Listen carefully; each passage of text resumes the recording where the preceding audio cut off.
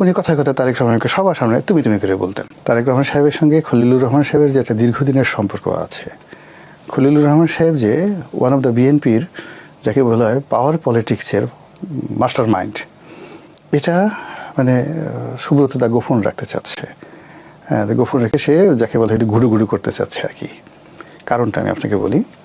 BNP আপনার মনে আছে যে লতিফুর রহমান সাহেব যখন ক্ষমতায় এলেন তত্ত্বাবধায়ক সরকারের প্রধান, ঠিক সেই সময়টিতে লতিফুর রহমানের ওই সময়টিতে যে সূক্ষ্ম কারচুপি বা তার সময়ের সাথে যা কিছু হয়েছে, যেটা আওয়ামী লীগের কথা মতো, তার ফলে বিএনপি কিন্তু 2001 সালে ক্ষমতায় এসেছিল, মনে আছে কিনা আপনার? ঠিক সেই সময়টাতে লতিফুর রহমান সাহেবের ভাইরা ছিলেন খলিলুর রহমান, আর লতিফুর রহমানের প্রাইভেট সেক্রেটারি অর্থাৎ প্রধান উপদেষ্টার প্রাইভেট সেক্রেটারি ছিলেন এই খলিলুর রহমান। তো কাজেই ওই যে 2001 সনে বিএনপি যে সফলতা, ক্ষমতায় আসা, তার জন্য যদি প্রশাসনের একজন ব্যক্তির প্রতি সে জীবিত কৃতজ্ঞতা প্রকাশ করে, that should be Khalilur Rahman. কেন লতিফুর রহমান তো মারা গেছেন, আদারওয়াইজ লতিফুর রহমানকে উনি ধন্যবাদ জানাতেন। যেহেতু তিনি মারা গেছেন, তার ভাইরা, তার সেক্রেটারি, তাকে দেখে তারেক রহমান সাহেবের একটা আবেগ আসবে, ভালোবাসা আসবে, শ্রদ্ধা আসবে। এটা সুব্রত দা জানে, কিন্তু ইচ্ছা করে এই জিনিসটা উনি গোপন রেখেছেন, মূলত এই কারণেই। তো সেদিক থেকে বিএনপি একটা কৃতজ্ঞ দল। তাকে যারা উপকার করেছে, এমনকি অনেক আগে 75-76 সনে যারা উপকার করেছে, তাদেরকেও কিন্তু দেখেন তারেক রহমান সাহেব এইবার যে মন্ত্রিপরিষদ গঠন করেছেন, সবাইকে তিনি খুশি করেছেন।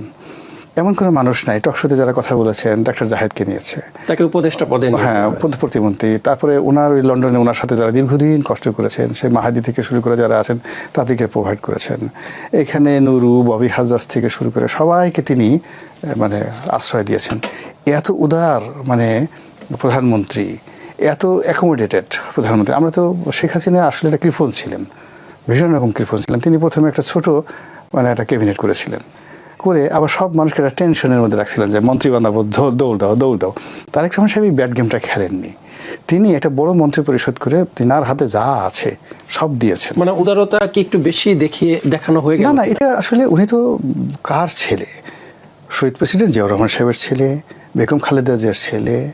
তো ওনার যে উদারতা, ওনার যে সিংহ হৃদয়, মানুষকে দেওয়ার যে ক্ষমতা, এটা তো শেখ হাসিনা, খালেদা জিয়া বা জিয়াউর রহমান সাহেব এমনকি বঙ্গবন্ধুর মতো হবে না। মানে যাকে আগে রাজপুত্র বলা হতো 2001 সনে, আর সেই রাজপুত্র থেকে এখন নাও হি বিকাম দ্য কিং। এখন আপনি যে লোক জন্ম নিয়েছে রাজপুত্র রূপে, সোনার চামচ মুখে, আপনি তার কাছ থেকে ফকিরি আচরণ আশা করতে পারেন বলেন? আপনি আমাদের দেশে দেখবেন যে অনেক পিতামাতা করে কি, ছেলে মেয়েদের সঙ্গে 10টা চকলেট আনে, এনে পকেটে একটা বের করে দেয়, ছেলেদেরকে বলো বের করো, দৌড় দাও, গান গাও, কবিতা বলো, তারপর একটা একটা করে দেয়। এগুলো দেখবেন যে বেশিরভাগ পিতামাতা গরিব মানুষ, অল্প কিছু টাকা নতুন হয়েছে, মন ছোট, নিজের ছেলে মেয়েদের সাথে এরকম ফাজলামো করে। আর যারা ধরেন ভালো বাবা মা, তারা করে কি 1 বস্তা টাকা, 1 বস্তা চকলেট এনেই ছেলে মেয়ের সামনে বস্তাটা খুলে দেয়। ছেলে মেয়ে এইটা নেয়, ওইটা নেয়, এটা কামড় দেয়, ওইটা ফেলে দেয়, এটা ফেলে দেয়। বাবা মা বলে যে দেখো রাজার মতো একটা ভাবসা। এখন এই তারেক রহমান সাহেবের যেটা আসছে, যে তার হাতে দেওয়ার মতো যা ছিল সব তিনি দিয়ে দিয়েছেন, কাউকে তিনি হতাশ করেননি। কিছু লোক আছে, দলের যারা লোকজন আছে, সিনিয়র যারা লোকজন আছে, এদেরকে উনি দেননি, ইচ্ছা করে দিয়েছেন, ইচ্ছা করে দেননি। এখানে কোনো এটা মূল ব্যাপার হলে এই লোকগুলোকে তার পছন্দ হয়নি। ওই লোকগুলো বিভিন্ন সময় মানে তারেক রহমান সাহেব তো রাজপুত্র হিসেবে, ভবিষ্যৎ রাজা হিসেবে, ভবিষ্যৎ প্রধানমন্ত্রী হিসেবে তার যে প্রাপ্য রেসপেক্টটা ছিল, সেই উনি বিদেশে যাওয়ার পর থেকে দলের অনেক লোক তাকে নিয়ে টিটকারি করেছে আকার ইঙ্গিতে। তো এই খবরগুলো তার কাছে গেছে, ফলে সেই লোকগুলোকে তিনি মন্ত্রিত্ব দিতে পারেন না, হতে পারে না। এর চেয়ে এটা হয় না। আমি একটা লোকের মন্ত্রী দিলাম, সে আমার পাশে বসে রইল, তারা দেখলে আমার মেজাজ গরম হয়ে যায়, আমার কোনো কিছু লিখতে ইচ্ছা করে না, বলতে ইচ্ছা করে না। তো এরকম বিএনপির অনেক লোক আছেন আমাদের দৃষ্টিতে একেবারে সিনিয়র টপ পর্যায়ের যারা বিএনপির টপ পর্যায়ের সবাই দেখেছি, তাদেরকেও কিন্তু মন্ত্রিসভায় জায়গা, হ্যাঁ, এরা সবাই এই তরুণ নেতৃত্ব তারেক রহমান সাহেবের প্রতি যে ডিউ রেসপেক্ট, এটা দেখাননি। এই যেমন আগে একটা শামসুর মোবিন চৌধুরী, এখন শামসুর মোবিন চৌধুরী উনি কথায় কথায় তারেক রহমানকে সবার সামনে তুমি তুমি করে বলতেন। আরে ফাজলামুর তার সীমা, সব জীবিত আছে না মারা গেছে? আই ডোন্ট নো, আচ্ছা। জীবিত আছে। তো উনি হোক মুক্তিযোদ্ধা, বঙ্গবন্ধু মানে যে উনি জেলে আছেন। উনি জেলে আছে, উনি এটার সাথে যাকে বলে হয় জিয়াউর রহমান সাহেবের খুব ঘনিষ্ঠ ছিলেন, সব ছিলেন। তারেক রহমান সাহেবকে ছোট দেখেছেন, ভালো কথা, কিন্তু এখন তারেক রহমান সাহেব বড় হয়েছেন, ম্যাচিউরড হয়েছেন, তো তাকে তো সে সম্মানটা দিতে হবে। তা না করে সমস্যা এই তারেক আসো, এটা করো এটা করো, তো এই লোকে কেন তিনি মন্ত্রিত্ব দিতে যাবেন বলেন? দেখুন দলের মধ্যে অনেক কিছু আছে, আপনি উনি দাতা, উনি দিচ্ছেন, কিন্তু তার সঙ্গে সঙ্গে ওনার সম্মান, ওনার ইজ্জত, ওনার মন মানসিকতা দিতে হবে। উনি ক্যাবিনেটে বসবেন, সব লোক তাকে ঘিরে বসবে, যাদের কথা শুনলে, যাদের চেহারা দেখলে তার ভালো লাগবে, যাদেরকে দেখলে তার ভিতরে একটা ইনোভেটিভ পাওয়ার আসবে, যাকে দেখলে তার কাজ করতে ইচ্ছা করবে, যাদের পবিত্র জবানের ভাষা শুনলে তার ভিতরে একটা ইন্সপিরেশন আসবে। মানে আমরা তো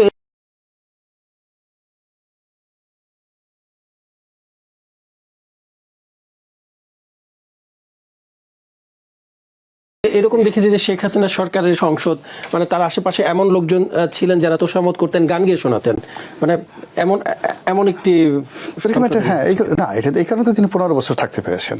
এখন উনি যদি গান গাওয়া শুনছেন এটা, কিন্তু ওনার জায়গাতে যদি আপনি তুফাইল সাহেবকে রাখতেন, তুফাইল সাহেব তার সমালোচনা করতো, সুরঞ্জিত বাবুকে রাখতেন, সমালোচনা করতো, উনি বিশ্বাস করেন 15 বছর ক্ষমতায় থাকতে পারতেন না, 15 বছর থাকতে পারতেন, শেখ হাসিনা আয়ু কমে যাইতো। এখন রাজারা দেখেন, এই যে বড় বড় রাজারা, এই যে আপনারা তো মোল্লা দৌফেয়াজার নাম শুনছেন না? আমি মোল্লা দৌফেয়াজা ছিল সভাকবি, খুব রসিক মানুষ ছিলেন, সম্রাট আকবরের রাজদরবারের নবরত্নের একজন। আরেকজন ছিলেন হলো ফৈজি টোডরমল দোপেয়াজা, আর আরেকজন হিন্দু ছিল, এক ভদ্রলোক ছিলেন, আমার নামটা মনে আসতেছে না, খুবই নাম, খুব কৌতুক করতেন।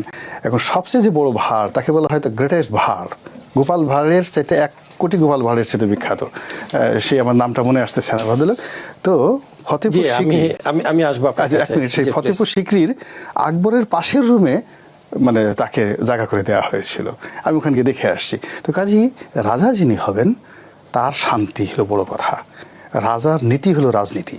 এখানে তারেক রহমান সাহেবের ইচ্ছা, তার ভালো লাগা, তার ভালোবাসার উপরই আমাদের দেশের ভাগ্য নির্ভর করে। তার হাতে এখন গাড়ির স্টিয়ারিং, আপনি পিছন থেকে একটা বাজে কথা বলেন, একেবারে গাড়ি সহ খাদের মধ্যে ঢুকিয়ে দেবে, একদম সব মিলিয়ে মরা লাগবে। আর যদি আপনি তাকে ভালো কথা বলেন, তাহলে দেখা যাচ্ছে গাড়িটা এমন জোরে চালাবে, বাংলাদেশে একেবারে সিঙ্গাপুরে নিয়ে যাবে। তো আপনি কী চান? সিঙ্গাপুরে যেতে চান? তো এই জন্য তার যে মন্ত্রী পরিষদ যা কিছু আছে তিনি তার মতো করে সাজিয়েছেন। আমরা শুধু বলবো কথা বলা যাবে না, না বলবো, আমরা বলবো মারহাবা মারহাবা, শাহালা আহলান ওয়া শাহালান। হ্যাঁ, আপনি যা কিছু করেছেন চমৎকার করেছেন, আল্লাহ আপনার প্রতি রহমত বরকত দান করুক, সামনে মাহে রমজান আসছে, আমি আপনার জন্য অতিরিক্ত 2টো মানে নফল রোজা রাখবো, ইত্যাদি ইত্যাদি কথাবার্তা। এগুলো শুনলে উনি কাজে শান্তি পাবেন। আজকে আমরা যেটা খবর পেয়েছি বা দেখেছি যে উনি ফজরের নামাজ পড়ে রাস্তা ঝাড়ু কিন্তু দিয়েছেন। এটা উনি দেননি, ওটা দিয়েছেন জামাতের আমির। যে পরিষ্কার পরিচ্ছন্নতা জামাতের আমির করেছেন, জামাতের আমির করেছেন, তারেক রহমান সাহেব করেননি।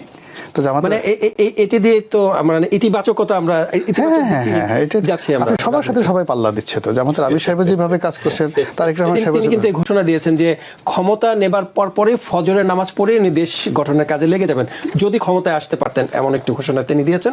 যদিও ক্ষমতায় আসেনি, কিন্তু তিনি তার কথা রেখেছেন। সে তো ওই এলাকা করছে, এবং তিনি যদি প্রধানমন্ত্রী হতেন, হয়তো প্রধানমন্ত্রীর কার্যালয়ের সামনে রমনা পার্ক, তারপর শেষে সংসদ ভবন, এই এলাকাতে হাজার হাজার জামাতের কর্মী, মহিলা কর্মী তারা একসাথে ঝাড়ু দিতে যেতেন, হয়তো সুব্রত দাকেও ডাকতেন, আমিও যাইতাম।